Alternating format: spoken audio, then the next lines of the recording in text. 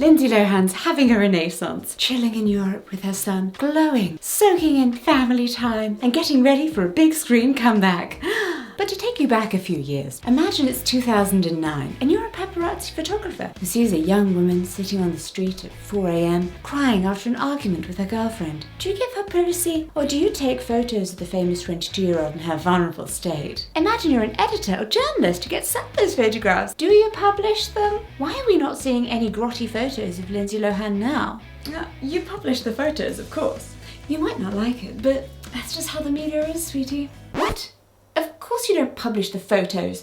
No one should take photos of someone in such a vulnerable situation, no matter how famous they might be. Hello, lovely people. I'm Jessica. My pronouns are she, her, and today we're going to do something a little bit different. We're going to talk about a public figure who doesn't actually describe themselves as part of the LGBTQ+ community, even though this is part of my looking at figures in the LGBTQ+ community. But you know what? She's kind of an icon within it. In fact, Lindsay Lohan has actively denied being gay or bisexual, despite just how well documented her year-long relationship with a woman in the late 2000s was. This video is part of my historical profile series, looking at people who are historically alive or dead. Yes, people who are alive are also historical, who are either disabled or queer in some way. Am I outing her in this video? No. So if you are Gen Z and you missed the wild ride that was the 2000s, where every magazine decided that it was perfectly fine to publish the worst between shot takes that they could get of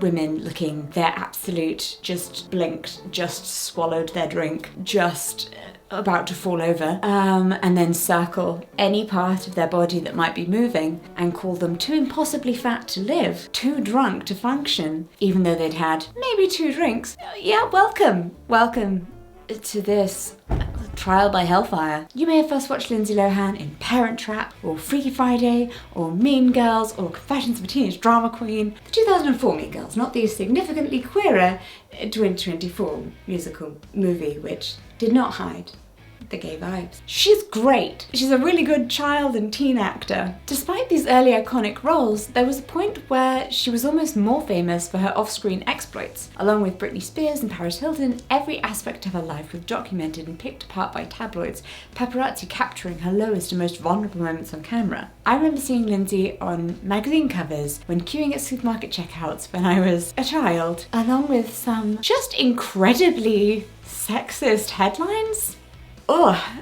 Made me feel really good. Made me feel really great, really good about myself. And I'm not saying that she's always made good choices. In fact, she's made some very questionable ones. Yeah, very.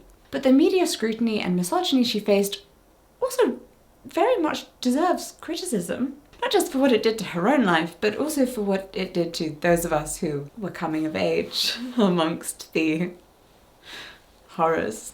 So Lindsay Lohan's currently experiencing a revival, a Lohan-aissance. So I want to talk about Lohan's status as a problematic millennial fave and the role of the media and how we view her today. When we talk about how Lindsay was treated in the noughties, how she was torn apart, villainized, commodified, it's impossible not to think about the role of media. And yes, we've obviously moved on somewhat as a society from the blatant horrors. We all collectively agree that upskirt paparazzi shots are wrong now. Right?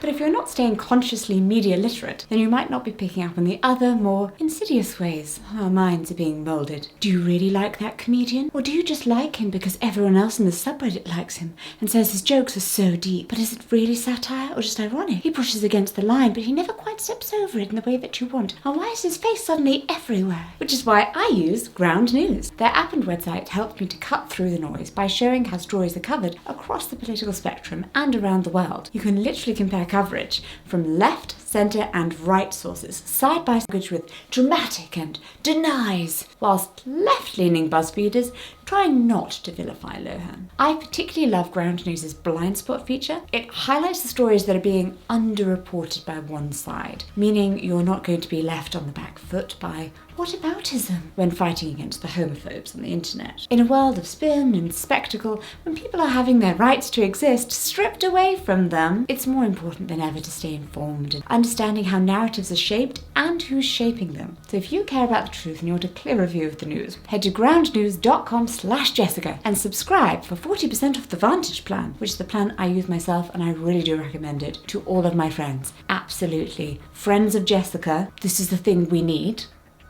Get it. An early start to celebrity. Born in 1986. Wow. Okay, she's not as old as I thought she was. We'll come back to that in the plastic surgery section. Born in 1986 in New York, Lohan was just 3 years old when she signed with Ford Models. She appeared in dozens of TV and print adverts and got her first recurring role on the long-running soap opera Another World. She starred as identical twins Hallie and Annie in the 1998 remake of The Parent Trap, a film that is very dear to my heart. Iconic. Absolutely iconic film of my childhood, and I was very convinced I had an identical twin out there somewhere. There's this girl somewhere who I needed to reach out to and find. And then I realised I was gay, and I found her and I married her. And this breakout performance just catapulted her into the spotlight. She was praised for her talent, which was really evident in her roles in Life Size and Get a Clue. She starred alongside Jamie Lee Curtis in the 2003 remake of Freaky Friday and gained even more fame and attention. But her family, especially her parents, Dina and Michael Lohan, talking about them requires navigating the ethics on the extent to which either of them would be in the spotlight at all if not for Lindsay's own fame. Lindsay's mother took on the role of her manager, or momager, as phrase we know well, as her career grew, and it's often claimed that Lindsay was the family breadwinner for portions of her childhood. Neither of Lohan's parents were public figures before she shot to stardom, though it certainly feels like they've tried to cash in on her fame at times. For example, did you know her mother Dina was on season 2 of Celebrity Big Brother in 2019? And her father Michael's reality TV appearances include The Real Housewives of Atlanta in 2009. Yeah. Lindsay Lohan's parents, Dina and Michael Lohan, have long been criticised for contributing to her struggles. Michael has a history of arrests, including DUIs and domestic violence, and often spoke to the media about Lindsay during her most vulnerable times. Dina faced DUI charges herself and has been accused of enabling Lindsay's partying. Both were seen as fame-seeking and financially dependent on Lindsay's career. I mean, I think my main memories of her mother were being on a variety reality shows and something to do with her weight, or her controlling Lindsay's weight. And my main memory of her father from childhood times was that he had to go to prison for being a bad father. That was literally my childhood memory. Being a bad father. No, hun. Stealing her money, though. That is being a bad father, so correct, little Jessie, correct. Their volatile relationship, legal issues, and public behaviour created a chaotic environment. Many believe that Lindsay was parentified and forced to support her family economically whilst lacking the stable guidance she needed during her rise in Hollywood. And we know how it turns out for most young children when they are the breadwinner in their family. We've seen the documentaries now. We've seen how we've seen people crashing out. Lindsay was just 17 when Mean Girls was released in 2004, and it's not uncommon for child stars to struggle with transitioning to adult careers, to being taken seriously as professionals, but it feels like she was never given the chance to make that transition gracefully. Every aspect of her life was on display, with no room for her to make the mistakes that are a normal part of growing up, much like the kid influences of today. In a 2021 piece for Salon, journalist Alison Stein writes of famous young women who were in the public eye in the 2000s, like Lindsay and Britney Spears, that in some regards their childhood was taken. Paparazzi shot by paparazzi shot, bad joke by bad joke. Certainly control of their own narrative was. And the narrative that they fell into was one that sold a lot of magazines. The bad girl narrative of tabloid media. So Lindsay went from her career-defining role in Mean Girls to release her first album, Speak, and to roles in Herbie Fully Loaded, Prairie Home Companion, and Just My Luck. The promotional poster for the latter supposedly uses an actual paparazzi photo of Lindsay. Yet, increasingly, her press coverage focused less on her acting and more on her personal life. The tabloids were quick to paint her as a party girl, plastering paparazzi shots of her everywhere. Reading the coverage of her from this time is pretty deeply uncomfortable, yeah. In a 2021 article for the Washington Post, reporter Jessica M. Goldstein writes, "Look up old profiles of young female celebrities from that time, and you'll consistently find something that, if it were published today, would be captured and shared across Twitter and ripped to shreds. But 20 years ago, a leering tone was the industry norm." By the time footage of Lohan's 2013 interview with David Letterman surfaced in 2021, people were rightly quick to criticise the US talk show host's less than respectful tactics. She was 26 when she appeared on his show to promote Scary Movie 5, and Letterman surprised her by bringing up topics to her that hadn't been discussed and agreed on in their pre-show interview, like rehab and addiction. Yes, surprising an addict with deciding to talk publicly about their addiction out loud on national television when you've told them that you're not going to do that. It's a really great thing to do. You're definitely in the moral right there. And, Lohan was arrested a lot of times in 2007. She did spend some time in rehab. She was charged, in fact, with drunk driving and cocaine possession. And then she was sentenced to community service. She actually even served 84 minutes in a Los Angeles County jail. Life's very different for the rich and famous. It's not that Lindsay's actions in this period of her life aren't her responsibility, but she definitely didn't deserve the media scrutiny piled on her. Media scrutiny that it feels like may have contributed to everything she was going through. As journalist Sophie Gilbert put it for a piece in The Atlantic in 2021, in the aughts, enabled by the internet and by stigmas surrounding mental health, people revelled in the spectacle of women, particularly beautiful famous ones, breaking down in public. Sadly, the misogyny that underlines media coverage of Lindsay wasn't restricted to the aughts. In a 2014 piece for Vulture, journalist Kim Morgan writes of the actress that her life is chaos, partly because she makes it so, partly because the world does. Photographers crouching outside her apartment are her normal. She'd probably feel lost if the paparazzi went there. Yes, they're often unpleasant, but irritants, even scary ones, buffer all those internal aggravations knocking around one's brain. And who wants to listen to those? Oh, well, excuse you. Yikes! Yeah, it's noticeable how misogynistic even the coverage of Lindsay by other women is. She's very easy to judge. People were unwilling to extend any sympathy or understanding to a young woman they saw as having it all, even when she was quite clearly struggling. An unexpected gay relationship. And now for a twist that no one saw coming, including, it would seem, Lindsay herself. When Lindsay started hanging out with Sam Ronson in 2008, the tabloids latched on to the idea that the pair might be a couple. Sam Ronson, if you don't know, is a British DJ and the sister of Mark Ronson. Yeah, that Grammy Award-winning DJ and record producer and songwriter. Nepotism, it's everywhere. For quite a while, the two of them denied that they were romantically involved at all. In a Harper's Bazaar piece published in 2008, Sarah Christabel writes that when asked about Lohan, Samantha is polite but firm. "I'm not going to talk about Lindsay because she's my friend, She's great. She's also 22 years old. I think people forget that. With the internet the way it is, 1 second we're enemies, 1 second we're best friends, 1 second we're lovers, and then we're broken up." But deny it as they might, the media was obsessed with the two of them, and the visibility of their very public relationship did offer queer joy and representation that was incredibly scarce for LGBTQ+ people at the time, she says, with absolutely no personal stakes in the game whatsoever. Their existence and visibility meant a lot to many queer women at the time, and girls, including me.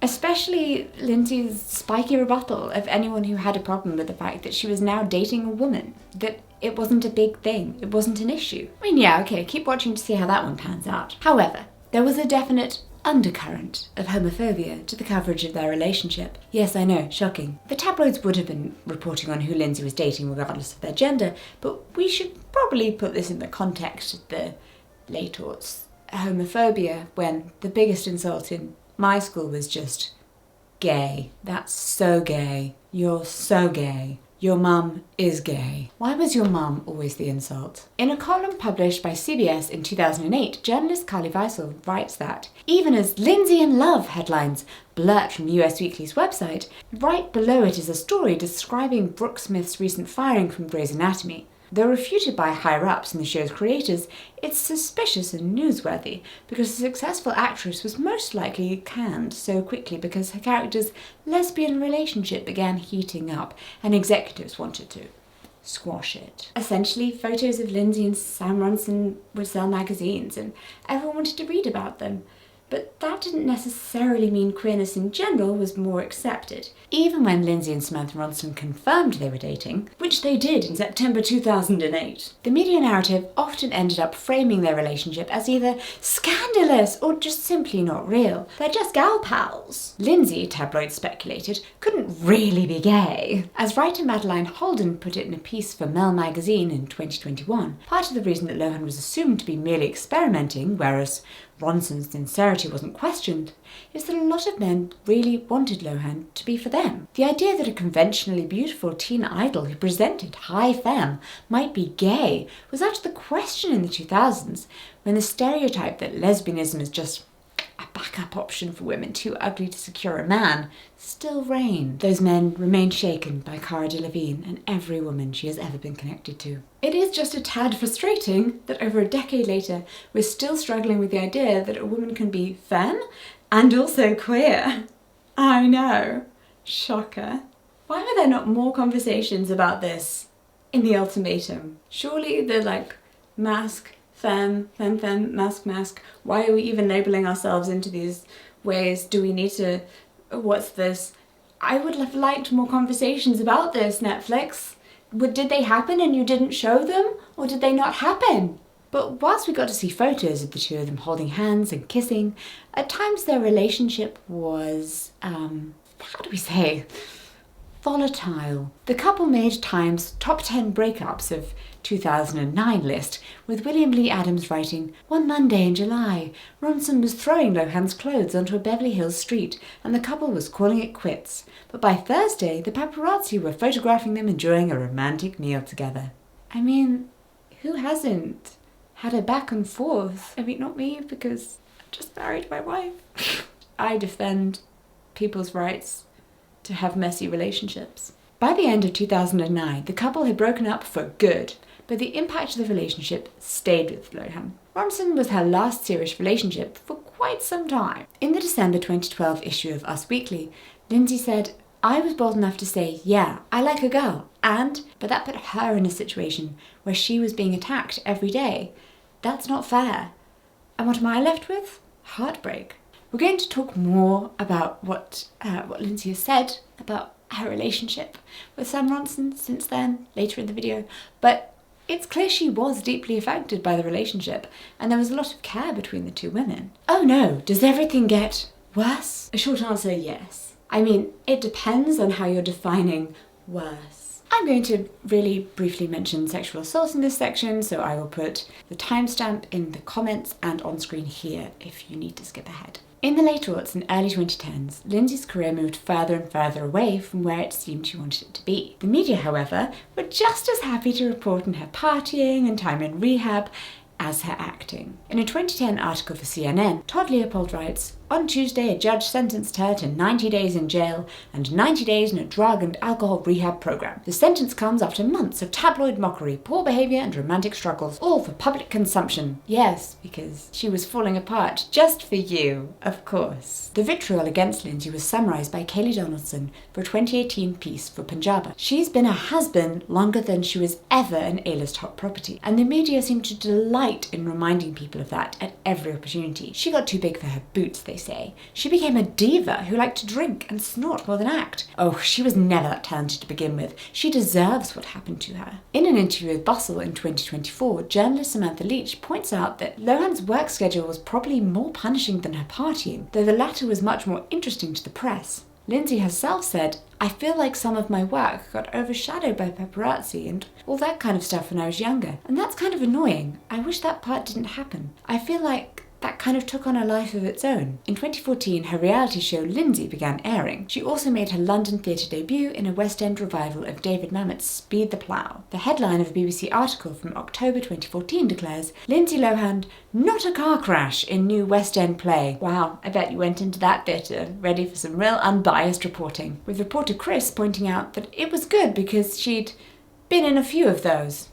It was also in 2014 that Lindsay started living, at least some of the time, in Dubai. As Leach puts it, from the outside, disappearing to Dubai looked like a strategic choice. A place with lucrative business opportunities, a ban on paparazzi, and strict regulations on the substances that she struggled with at the height of her fame. Lindsay is more than aware of the impact the media has had on her life and career. In an interview for Paper Magazine with Claire Valentine in 2018, she said, "I would love to know why I get constantly clobbered in the press. I could do 99 things right and one thing wrong, and it's that one thing that will be focused on. Behind the scenes, I do what I can to be the best version of me, which never gets mentioned. I'm also human. I make mistakes.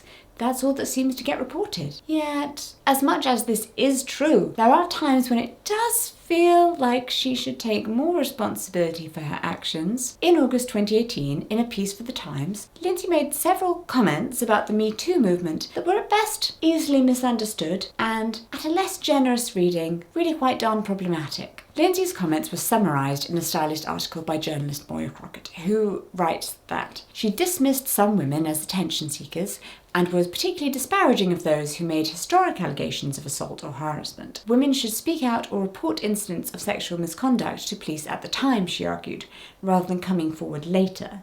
Yeah, I mean, her comments ignore how hard it can be to speak up about sexual harassment.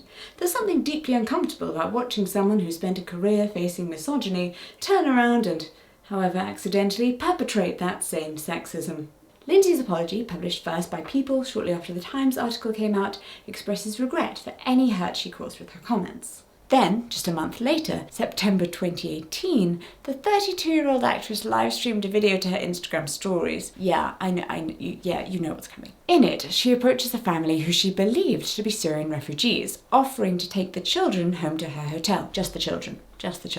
She just wanted to take the children. She was going to leave the adults on the street. In a piece for Deadline, reporter Dinah Ray Ramos writes that the family of 4 stay put, but Lohan insists quite aggressively that she put them up in her hotel. Still, the family doesn't seem interested and look confused as to what she's trying to do or say. Lohan continues to press them and they get up and start walking away, but she follows them, saying it's not right. As she follows them, she accuses them of trafficking their children. That's when a scuffle starts to happen. In the video, it seems she attempts to reach for one of the kids. Regardless of how one feels about Lohan, it's undeniable that this video looks really, really bad. It's garnered a lot of media attention and scrutiny that may, for once, be fully justified.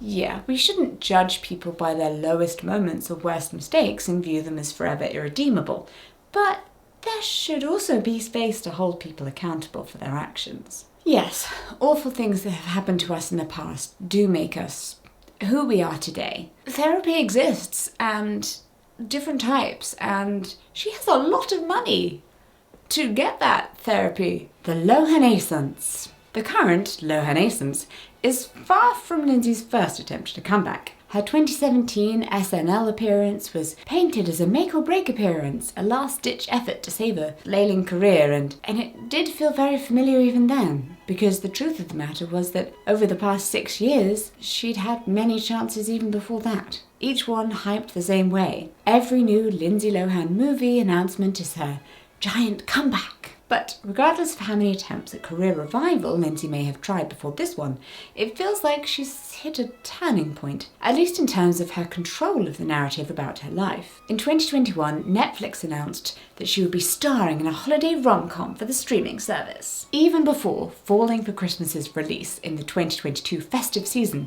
Netflix had already announced that they would be working with her on 2 more original films. In 2022, she married financier Bader Sharmas, and the couple welcomed a son in 2023. In fact, she was pregnant when filming her cameo in the 2024 Mean Girls musical. Both of Lindsay's other Netflix films, Irish Wish and Our Little Secret, were released in 2024. And, they're pretty good, I guess. But, just some romantic comedies. I can't help but still find her charming, she says with a question mark at the end. Filming has also wrapped on the long-awaited Freaky Friday sequel in 2024 that no one asked for, which is slated for release in August 2025. Wow, that's really soon. Earlier this year, it was announced that Lindsay would be producing as well as playing the lead role in the in the Hulu series Count My Lies. News coverage of Lindsay today is largely focused on her work, occasionally with the slant of motherhood or her positive relationships with her co-stars. Often, sometimes also about her incredible beauty regime because she looks so good. Wow, how could she look amazing like that? Zero speculation. She appears composed and in control. In a 2019 Cosmopolitan interview with reporter and editor Madeline Frank Reeves, Lindsay talked about social media, saying, "When I first started out in the business, none of us had a say in how to control our own narrative. There were paparazzi pictures, and then people just ran with it. So I think it's really good that in this day and age, people can say who they are and who they want to be, and I admire and appreciate that. I'm a little jealous because I didn't have that." Though, talking of social media, it's interesting how we seem to have collectively just glossed over the fact that in 2023, Lohan was one of 8 celebrities charged by US regulators with participating in an illegal crypto scheme. Yeah, just gonna throw that in there. In a 2023 BBC article, journalist Max Mazzata reports that Lindsay and the other celebrities allegedly used their social platforms to boost 2 crypto tokens without disclosing that they were paid to promote them. Yeah, she had 8.4 million Twitter followers when she posted a message calling for her followers to invest. Just give her a break. Why are you pointing this out about Lindsay rather than all of the men who were also sanctioned for this? I mean, I'm not sure I agree. Lohan's actions feel pretty irresponsible. Are you going to say it's not valid to put her in the headline when she's definitely the most well-known of the people listed? What the media are happy to talk about, however, is whether or not she's had plastic surgery. She says she hasn't, but for how far we've come in terms of feminism, there's still plenty of speculation about whether she is telling the truth when she says she just takes really good care of her skin. There is also the argument in various parts of the internet that perhaps she previously had work that was not to the best standard and has now had further work that could be seen as corrective, and therefore she shouldn't be judged for the further work, and it's fine for her to say, "No, this is just my face," because it's taking her back to her original face. But then surely it would be better to say, "I did previously, yes, do something." Maybe advise people to not do that if she felt like that wasn't the best thing, and then had that corrective work done. I think I think people have very interesting takes on what is not okay or expected of celebrities and whatnot. I don't know, the thing that bothers me the most actually is when people do side-by-sides of celebrities and they're like, "Oh, all of this work that he's had done, it's this and this and this and this and this," and you're like, "Well, in the first picture, he's 12. And in the second picture, he's 30. Maybe some other stuff happened too. Maybe it doesn't have to be just that he had a major chin implant. Maybe it doesn't have to be that he had some steroids. Maybe it's puberty." Shocker. And the reason that this is so harmful is that we're telling children that in order to achieve the actually kind of realistic outcomes of puberty, they're going to need some plastic surgery. So they should really be expecting that in their future. I think that celebrities in general saying, "Oh, nothing, I've had nothing done," means that there is a greater proliferation of finger pointing at the celebrities who genuinely have had nothing done and have just aged.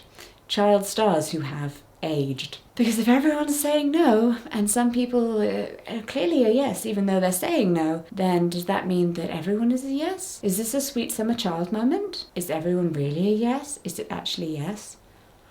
In a 2024 article for Dazed, writer and author of Pixel Flesh, Ellen Atlanta, writes that this debate and celebrities' denial of surgery proves that there is still a deep cultural belief that natural beauty is a moral achievement, and that there is shame inherent in changing your face in an artificial manner. When celebrities deny beauty work, they often attribute their transformations to moralistic lifestyle changes or natural bodily phenomena such as periods, pregnancy, or illness. I mean, the pregnancy one, we really need to...